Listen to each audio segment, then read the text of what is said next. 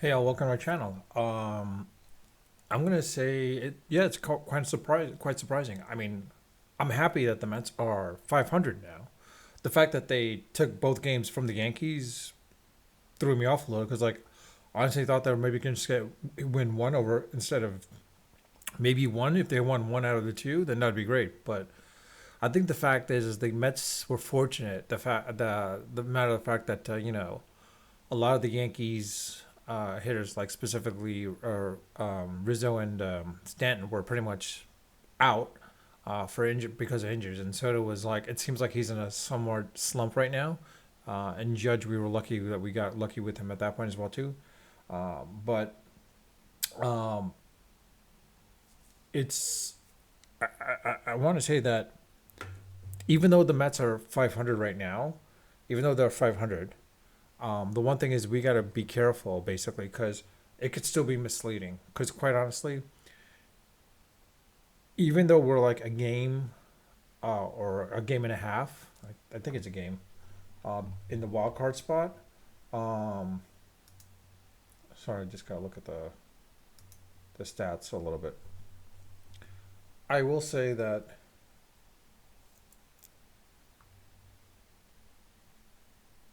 Oops. I will say that if the Mets are, I don't know, 8 games over 500, more so to the point where if the Mets have are let's say a game behind from the Braves, if they're a game behind from the Braves, which they're at the top wild card spot because they have the top wild card spot at that point. If they are a game out and it's towards the end of the trading deadline, like end of July practically, um, maybe just maybe because like honestly, you got the Padres and Cardinals. Cardinals might drop off depending what happens. The Diamondbacks are going to be hot again, as well as the Giants. They're going to be both hot. The fact of the matter is, the NL is so weak that you've got so many teams like in the hunt for that wild card spot, those three wild card spots. That if the Mets are, let's say, a game behind the Braves by end of July, I don't know. It's hard to say should they make the trade or not. But the real debate here though is the way the Mets are right now. If they let's say go to I, hmm, yeah, if they somehow like between now and the trading deadline, I mean they are playing the Nats four-time, I believe. Um, yeah, they play the Nats 4 times this for the month of July. The Yankees again 2 more times. Let's see. They are playing the Astros the next three for the next three. So depending on how that works out, if the Mets can beat the Astros tomorrow, 2 out of 3, starting tomorrow, and they could sweep the Nationals and well, actually no, they played the Nationals 7 times this month, and the Rockies 3 times, and the Marlins 4 times. If they can get let's say 4, 5, 6, 7, 8, 9, 10, 11, 12, 13, 14, 4, 7, 10, 14,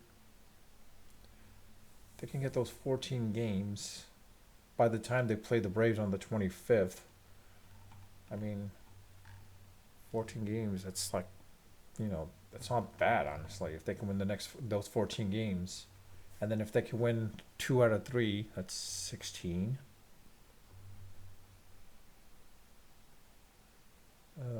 Pirates, if they can take 2 out of the 3, 2 out of the 4, like break 500 there. If they could do that, then yeah, then maybe don't trade Alonso, don't trade Severino.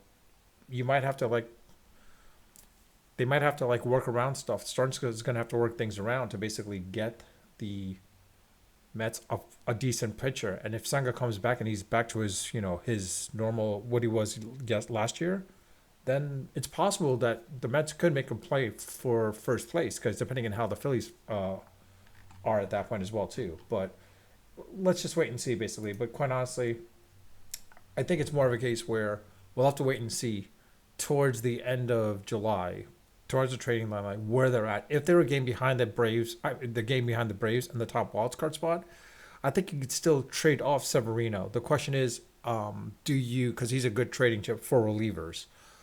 The question is for, and granted, Severino is your guy, but the problem is he's the one. You're not going to re-sign him for next year. That's the problem. You're not going to re-sign because like the way he's playing, someone else is going to sign him up or catch him basically or pick him up next year. So you might as well trade him and get some trading chips and something in return. Um, a reliever would be good at that point because we're saying the bullpen is pretty much weak now. They have the weakness. Um, with the fact that Senga's coming back and Peterson actually showing a little bit more decency now than more than anything else, it'll be interesting to see how this works out. And Vantos, it looks like he's back to himself. I think he needed that. I think he needed that competition from Batty. The question is now what happens with Batty. Honestly, if this is a case where Vantos is like this, maybe you trade off Batty for a pitcher or two, starting pitching that is. But we'll have to see, wait and see for that as well too. But if the Mets are, let's say, 3 games, four, even though it's like yeah, quite honestly, it's the chances of the Mets being like 3 games out from the Phillies would be pretty impressive. But that would be a massive change. The Mets would have to go on a 15-game winning streak starting now, or 15-game winning streak starting now, and the Phillies would have to lose at least half of their games for the Mets to be at least a shot for the first place in the NL East.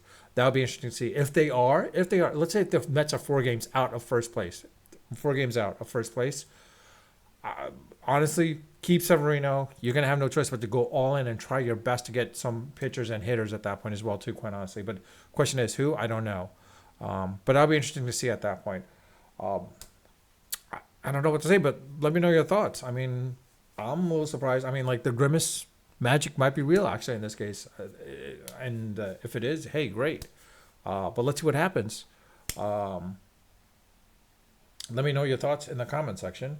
With that, I'll leave it at that. If you like my channel, like my video, like my content, please subscribe. It's a little weak, this video right now. I honestly admit that because it is a little early for me. But you know what? I was not prepared to talk about the Mets and lambast about the Mets today. I was gonna be talking about the trade, the Knicks, and everything that was going on with the draft yesterday. But with that, I'll leave it at that. Again, unfiltered, unedited, and of course, always unrehearsed. Until next time.